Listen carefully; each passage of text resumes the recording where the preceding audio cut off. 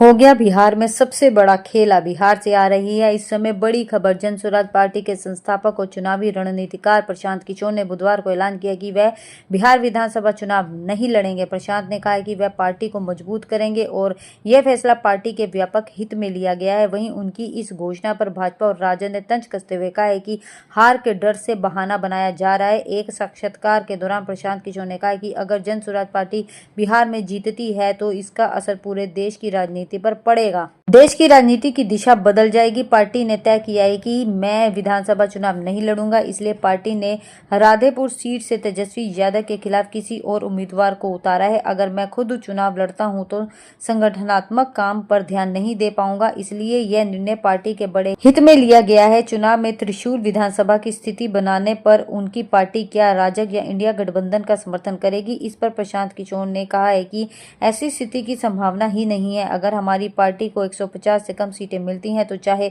120 या 130 ही क्यों ना हो पाए तो यह हमारी हार मानी जाएगी। प्रशांत किशोर ने आगे कहा है कि बिहार में राजग सरकार हार की ओर बढ़ रही है। राजग में सीटों और उम्मीदवारों के बंटवारे पर सहमति नहीं बन पा रही है। नीतीश कुमार दोबारा मुख्यमंत्री नहीं बनेंगे। इंडिया गठबंधन की हालत भी बेहतर नहीं है। राजद और कांग्रेस के बीच झगड़ा खत्म नहीं हो रहा है। तो दूसरी तरफ केंद्रीय मंत्री गिरिराज सिंह ने प्रशांत किशोर के विधानसभा चुनाव न लड़ने के फैसले पर तीखी टिप्पणी की है। उन्होंने कहा कि प्रशांत किशोर को पहले ही पता था कि वह चुनाव नहीं जीत पाएंगे, इसलिए उन्होंने मैदान से हटने का फैसला लिया है। प्रशांत का यह कहना है कि अगर जन स्वराज पार्टी 150 से कम सीटें मिलती हैं तो यह हार मानी जाएगी। यह मुंगेरी लाल के हसीन सपने जैसा है। उनकी पार्टी महज एक वोट कटाव पार्टी है जो दूसरों का वोट काटती है।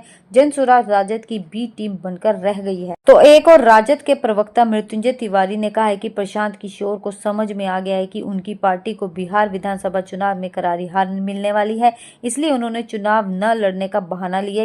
ये उनकी हार की स्वीकार है।